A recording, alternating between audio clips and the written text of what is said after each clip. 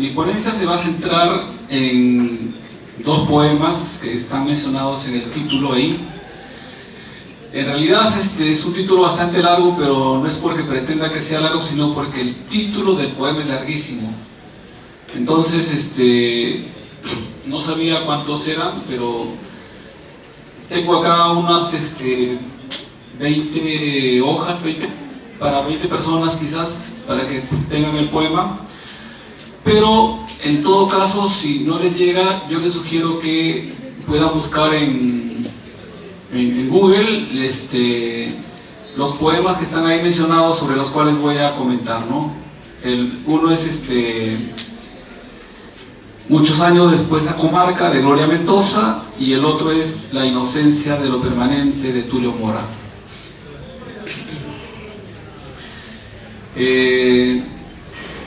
Agradezco la invitación y felicito a los organizadores, porque creo que estos eventos se deben realizar más seguido. Creo que estos eventos permiten que los estudiantes y los docentes podamos compartir lo que venimos investigando, venimos trabajando, y bueno, va mi sincera felicitación. El tema de mi ponencia, como pueden notar, es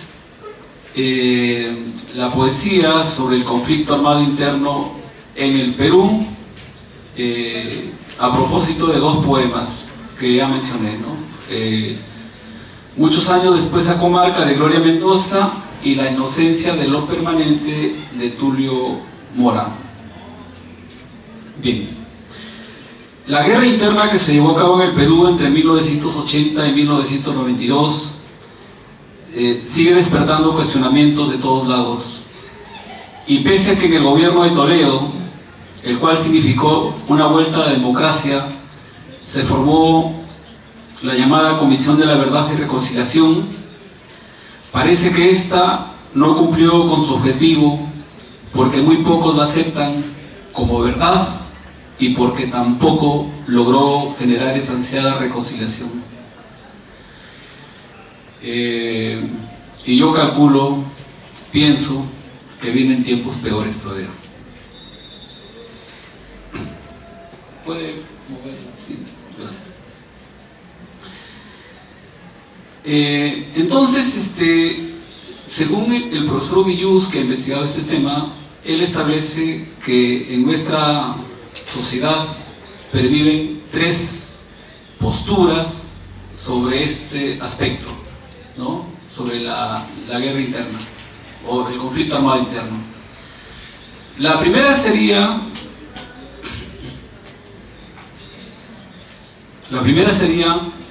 la postura de la lógica de la seguridad nacional y del monopolio estatal de la violencia. Entonces, definitivamente, esta es una postura que prioriza y que sostiene que el Estado debe defenderse, y que por lo tanto, a pesar de las consecuencias humanitarias, el Estado debería priorizar el cumplimiento de la ley, porque en su defecto podríamos sufrir una regresión a la barbarie anómica, dice, ¿no? La siguiente es la lógica del giro ético o ético-humanitaria, cuyo valor supremo no es otro que la preservación de la vida y la denuncia a la mala conducta humanitaria, tanto del Sendero Luminoso como también del ejército peruano. O sea, lo que prioriza acá es la vida humana, ¿no? Y obviamente la tercera es el discurso revolucionario, que defiende la postura del levantamiento armado, ¿no? Entonces, yo creo que todos los que estamos acá estamos dentro de alguna postura, ¿no? Puede ser que algunos estén desde la postura del Estado, otros estén desde la postura del giro ético, u otros desde la postura revolucionaria. Dentro de todas las manifestaciones artísticas que han existido y que se siguen dando, yo creo que es fácil adivinar de qué lado están la mayoría de ellas. ¿Qué piensan ustedes? A ver, la mayoría de novelas que se han escrito sobre este tema, de poemas, de canciones, de pintura, ¿de qué lado estarían? ¿Alguna idea de ustedes?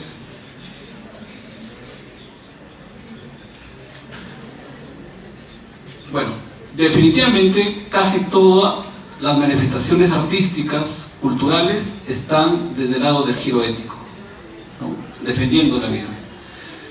Estoy hablando desde la cantidad de novelas que se han escrito en este periodo, sobre este periodo, ¿no? Julián Pérez,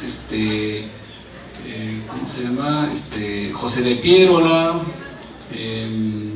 Claudia Salazar, incluso los testimonios de Agüero están dentro de esto, ¿no? Dentro del giro ético.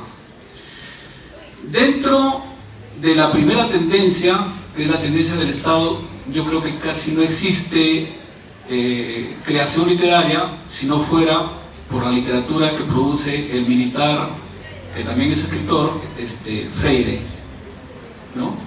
Creo que ha sido invitado también de ustedes, ¿no? Claro, entonces, evidentemente, pues él es militar, ¿no? Entonces, produce una literatura que defiende la postura de los militares, del Estado. Y desde el lado revolucionario, ¿qué creen ustedes? ¿Hay o no hay manifestaciones culturales, artísticas? Sí, un montón. Sobre todo canciones. Pero también hay literatura, por ejemplo, los cuentos, algunos cuentos de Dante Castro. Y sobre todo, la literatura que se produjo en los penales.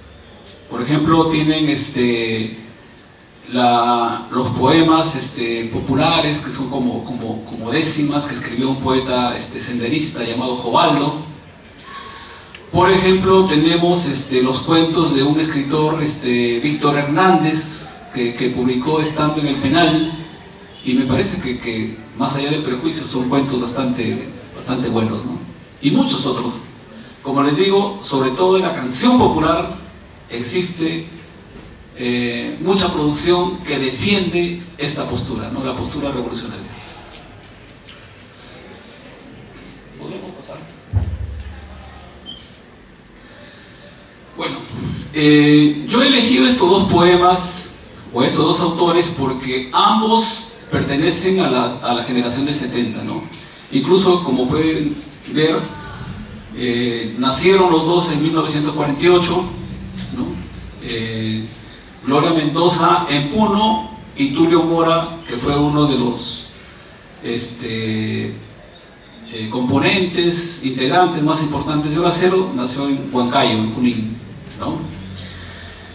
Entonces, en el primer poema se aborda la masacre de Comarca, ¿no? El caso de Gloria Mendoza, y en la segunda se aborda el tema de la desaparición de los estudiantes de la Universidad Nacional del Centro del Perú de Huancayo por parte de los militares, ¿sí? Además, no hay nada velado acá. Como pueden ver los que tienen las hojas, en ambos casos la situación es explícita. El subtítulo del poema de Gloria Mendoza dice: 14 de agosto de 1985, 69 campesinos muertos, entre ellos 23 niños, que eso fue el resultado de la masacre de Comarca por parte del ejército, ¿sí? Y en el poema de Tulio Mora, en la dedicatoria dice: a los estudiantes de la U del Centro desaparecidos en 1992. Evidentemente también en el desarrollo del poema ustedes van a notar que es justamente que el ejército es quien desaparece a estos estudiantes de la Universidad del Centro, ¿no? Bien, podríamos continuar con la diapositiva, por favor.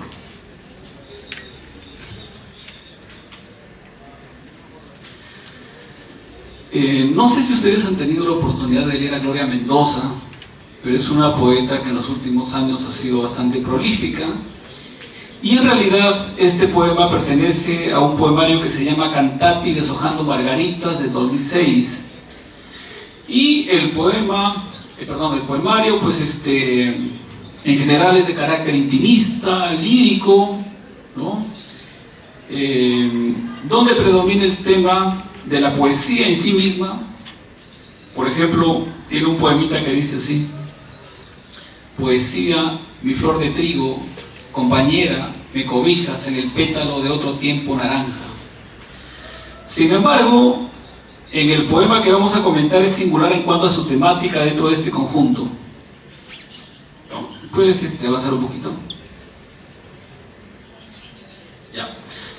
El poema se divide en dos partes, y si algo llama la atención es que el yo poético, ¿no?, se instala como una voz que todo lo sabe y todo lo ve, para dar cuenta de los acontecimientos en tiempo presente, como si fuera un gran ente que nos va relatando lo que está viendo y lo que está sintiendo, ¿no? Como en cada parte del poema no se hace uso de signos de puntuación, me he permitido dividirlo en secuencias narrativas que van dando cuenta de las acciones. Empieza con una primera secuencia, que es cuando llegan los militares, a quien llama batracios, confundiéndose con la noche. Ahí está la cita que ustedes pueden leer. Dice: desde el río, un rumor de sombras y batracios sigilosamente desembocan entre secretos caminos, puentecillos de piedra, papales a flor de vida. ¿Qué vemos ahí? Lo que pareciera ser una presentación de ciertos elementos de la naturaleza, río, papales, se ve interrumpida por estos batracios que llegan sigilosamente por secretos caminos, lo cual ya da señales de una inminente emboscada, y llama la atención que se designe a los militares como batracios, probablemente por la posibilidad de camuflaje, ¿no? Y en esto también encuentro similitud con otro escritor que tiene una temática parecida, pero desde el lado de los revolucionarios, que al ejército llama el reptil verde y a los carros militares llama los grandes cocodrilos con la mandíbula abierta. Seguimos, por favor.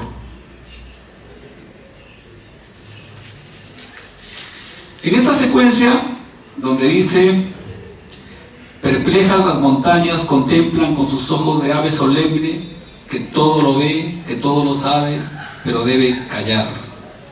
Ahí se puede observar en este caso una sinécdoque, donde naturaleza es el todo y sus habitantes son la parte. Es sugerente el hecho de que pareciera que también la naturaleza sufre. No es que siempre calle. El poema parece decirnos que en estas circunstancias debe callar, como los pobladores comunes que tenían que evitaban dar información de cualquier tipo a los extraños, para que no los consideren que forman parte de uno de los bandos. Continuamos, por favor. En la siguiente secuencia, que dice: asombrados campesinos son reunidos en una choza, 2 granadas adentro.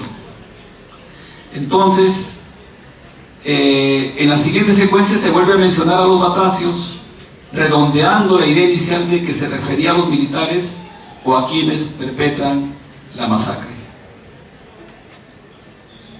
¿no?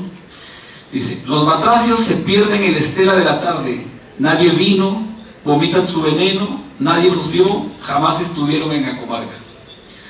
La anterior secuencia, referida a la huida de quienes perpetran la masacre, indudablemente tiene relación con la primera parte. Los batracios envenenan, matan a la gente, y después de cometer sus fechorías desaparecen con la misma tarde, con las mismas sombras de la primera secuencia. En los 2 siguientes versos últimos de la primera parte nuevamente aparece la naturaleza como sujeto sufriente, porque dice: llora el vientre de la madre tierra. Es fácil colegir que el vientre alude a maternidad.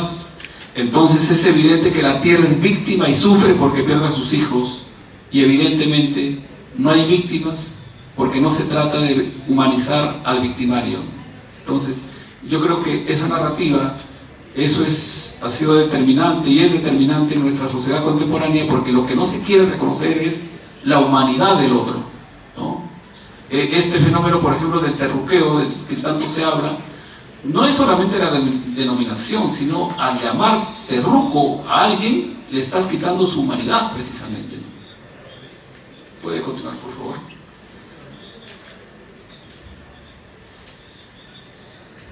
Bueno, ahora continúa la... Ah, ya terminó, todavía falta un poquito. No, la anterior. A ver. La anterior. Sí, esas partes son la segunda parte.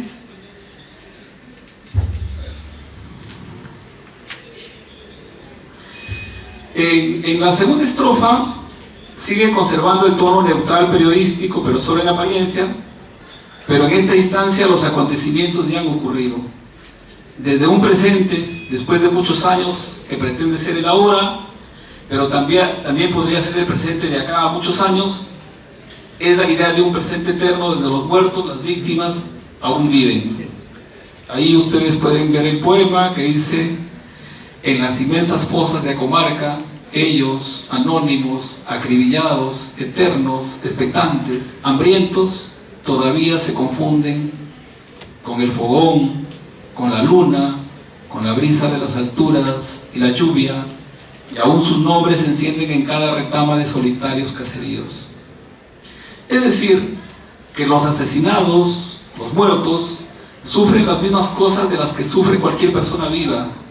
Son eternos expectantes, son hambrientos, y yo diría, ¿expectantes de qué? Probablemente de justicia, probablemente de ese cambio que tanto ambicionó la izquierda y por lo que algunos lucharon de manera pura. Entonces lo que se puede ver en esta parte es que el poema está planteado, y bueno, esa es ya mi tesis, el poema está planteado desde la perspectiva de la creencia revolucionaria, pues en esta el ser humano es apreciado por su capacidad de ser inmortal, como cita el profesor Villus. Pero nuevamente aparece la naturaleza.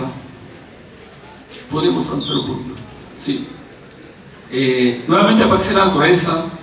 Los muertos se encienden en cada retama, pero también en el cosmos. Dice, todavía se confunde con el fogón, con la luna, con la brisa de las alturas y la lluvia. Es sugerente además la presencia de los desaparecidos en los elementos. La brisa, que es el aire, el fogón, que es el fuego, la lluvia, que es el agua, y naturalmente la retama, los caseríos, es decir, la tierra. Es decir, viven en todo, pero incluso también en los elementos culturales, ya que junto a los nombres está presente la letra de una festiva canción popular andina, Naranjitay, que incluso fue grabada también por el cantante de bolero Lucho Barrios. Naranjitay, pinta, pintita. Al final hay esa idea de no olvidar, hay esa melancolía que no nos permite olvidar, pues como dice Traverso, a diferencia del humanitarismo hoy dominante que sacraliza la memoria de las víctimas y en su mayor parte pasa por alto o rechaza sus compromisos, la melancolía de la izquierda siempre se concentró en los vencidos, percibe las tragedias y las batallas perdidas del pasado como un peso y una deuda que también son una promesa de redención, ¿no? Y ahí está la cita, todavía, ahí está la cita que, como pueden ver, miren cómo termina. Dice, en Acomarca, muchos años después, un enjambre de huesos perforados, bocas abiertas en forma de grito, lamento de niños desde abajo de la tierra, secas hojas arrastradas por el viento nos recuerdan que Ayacucho es una herida abierta. Entonces, al decirnos que Ayacucho es una herida abierta, pues se trata de una herida que no ha sido curada, que no ha sido cicatrizada, que precisa atención, que no puede ser algo que ya pasó, sino que se necesita recordar, ¿no? Bueno, eso es con respecto al primer poema y bueno, continúo con el otro. ¿Cómo voy de tiempo? ¿Sí o no?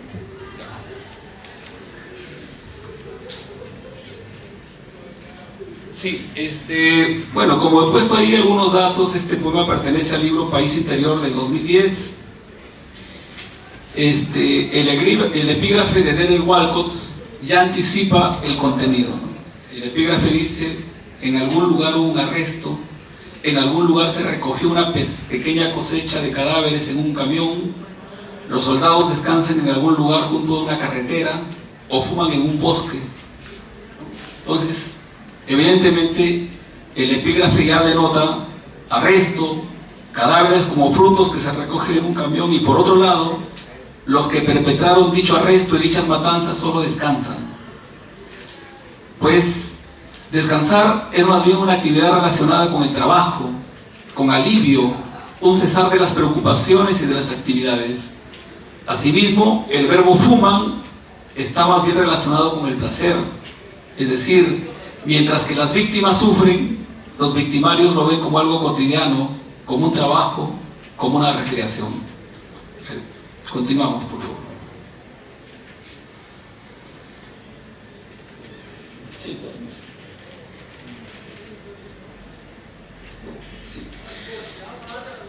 Sí. El poema de Tulio Mora es, a diferencia del otro, eminentemente narrativo, ¿no?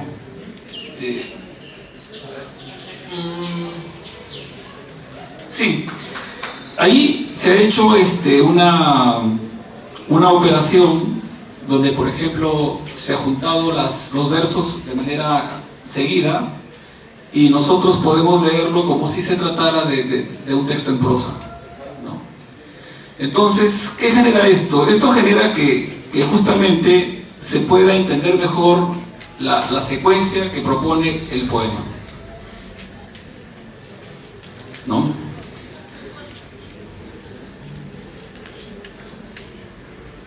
A ver, un segundo. Sí, dice: una caminada de gorriones espantada de la Alameda hacia el paradero de los micros, y me pareció que los muchachos se despedían. ¿No? Sí. Bien, entonces lo que podemos ver ahí es que una caminada de gorriones espantada anuncia lo trágico, porque no se trata de una bandada sino de una camionada. Lo normal es que si se trata de un grupo de aves se dijera una bandada de gorriones, pero dice una camionada, como si vinieran de una operación contraria, es decir, no de la naturaleza, sino en contra de ella. Evidentemente las cosas también suceden en la noche, pues se habla del uso de una linterna, cuando dice: como el Papa besando la hierba de la universidad, la errática luz de una linterna pasó de la presentida amplitud del valle. Continuamos, por favor.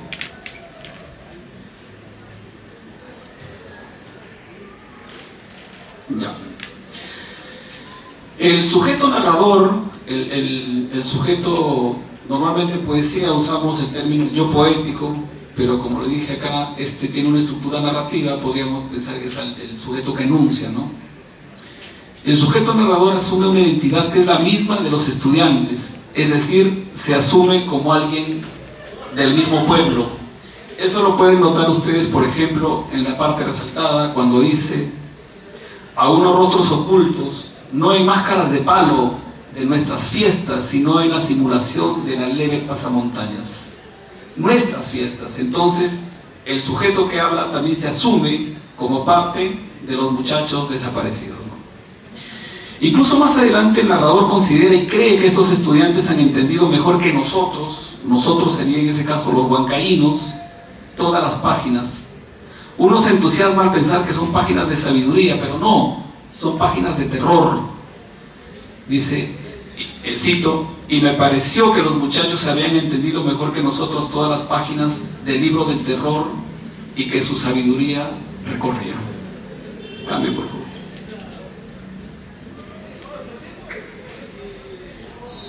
Bien, ahí tenemos una cita de parte del poema. Leo, dice: donde emboscadas aguardaban las sombras de unos carros militares, el temor entreveró los recuerdos de cada uno. El valle entonces estaba redactado un parte de guerra, explosiones de bombas acallaban el rumor de los bailes, y sobre los charcos, don. En esta parte del texto se pone en evidencia el trauma que genera la incursión de los militares con sus carros al acecho. Sin mencionarlo, se puede entender que dicho trauma existe porque de alguna manera ya saben lo que les espera, ya conocen lo que ha pasado en anteriores incursiones. Y cuando dice el temor entreveró los recuerdos de cada uno, hace alusión a la confusión que genera el miedo, que incluso los sujetos pierden su identidad, aunque también se puede entender que ese entreveró, entre comillas, ha generado un cuerpo colectivo donde todas las identidades ya son una sola, pues la muerte, como en el poema de Manrique, a todos nos iguala, y la naturaleza nuevamente acude como sujeto y también como testigo de los hechos. Continúe, por favor. Sí. Esta parte es interesante porque el impacto de la incursión militar y la desaparición y posterior asesinato de los estudiantes como habíamos mencionado, afecta también a la naturaleza, pero también incluso afecta a lo cultural. Como pueden ver en la parte resaltada, en los anteriores versos, cosas tan simples, cotidianas, como las tejas a las que no les asignamos ningún tipo de vida, o como los campanarios, ya guardarán para siempre esa huella de la barbarie. En este caso, es evidente que se asume que existen los victimarios y tampoco se les humaniza. Efectivamente, hay referencia a la vida trunca de los estudiantes, a la muerte precoz que no deja de hacer lo que uno tiene que hacer, los deseos simples como lamentándose por la caricia que no pudieron arrancar a sus novias de muslos ocupados, por las férulas del deseo, y nuevamente aparece como constante el sufrimiento de la naturaleza. Claro, seguimos, falta un poquito. En esta última parte, lo que podemos plantear es que en este poema se plantea desde el giro ético, desde la posición humanitaria, es decir, que se erige sobre los derechos de la víctima. Que finalmente estos estudiantes son víctimas de ambos lados. Por un lado, del fanatismo que existe sacrificio, y por otro lado, por la crueldad del poder, ¿no? Ahí pueden ver, por ejemplo, claramente en lo que está subrayado se puede manifestar eso, dice. ¿Qué podían llevarse a esa marea sin fondo? ¿El fanatismo de lo que hasta esa noche reclamaban la carne incorruptible de sacrificio? ¿O la indiferente crueldad del poder que no cede, aferrado a su minuciosa venganza, sea cual sea la víctima? Está claro que en la primera instancia el fanatismo de los que hasta esa noche reclamaban la carne incorruptible del sacrificio se refiere a la postura de los subversivos, cuya prédica de cambios probablemente encandilaba a muchos jóvenes que veían factible la revolución, mientras que la segunda se refiere al Estado y sus fuerzas represivas que no distingue víctimas. Continuamos.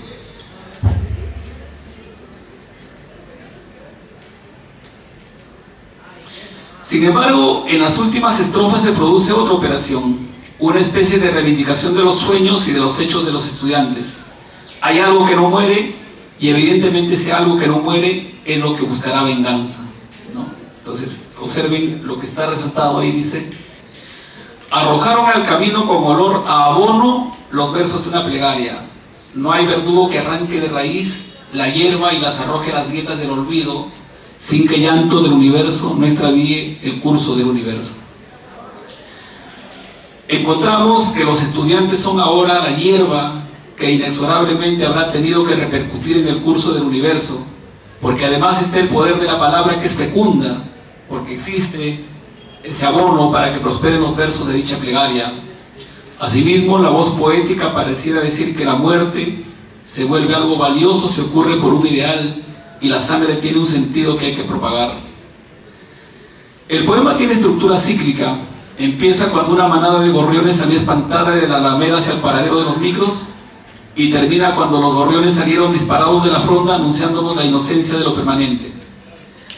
Pero el anuncio de estos últimos gorriones de los versos finales se impone, porque a pesar de que el poema está en tiempo pasado, eso de la inocencia de lo permanente es el reverso de la permanencia de lo inocente. Entonces, los estudiantes representan la inocencia, por lo tanto son los eternos, porque la voz poética parece decirnos que siempre hay que rescatar esa inocencia. Entonces asistimos que mientras por un lado hay una propuesta explícita de poner como eje principal a la víctima, en la última parte también se pone de relieve la idea de no olvidar, de reivindicar, porque como dice Traverso, la rememoración de las víctimas parece incapaz de coexistir con el recuerdo de sus esperanzas, sus luchas, sus victorias y sus derrotas. Porque además el poema de Mora parece decirnos que a pesar de todo lo inaceptable, hubo jóvenes que pusieron honestamente sus cuerpos a disposición de la idea de una humanidad mejor, y que la mejor manera de honrarlos es persistir en su lucha por otros medios. Bueno, y termino con las conclusiones. Un punto común de los dos poemas es que la naturaleza es un ser viviente que sufre y que está del lado de los que son aniquilados. No solo la naturaleza es afectada por la masacre, sino también los objetos y la cultura en general. En ambos casos está presente la idea de justicia, y cuando se pide justicia es que todavía hay un deseo de memoria y probablemente también de venganza. Y por último, en el poema de Mora, una parte plantea la propuesta del giro ético, es decir, de la víctima, mientras que al final plantea la idea del héroe. En ambos poemas está presente la melancolía de la izquierda. Muchas gracias y reitero mis felicitaciones a los organizadores.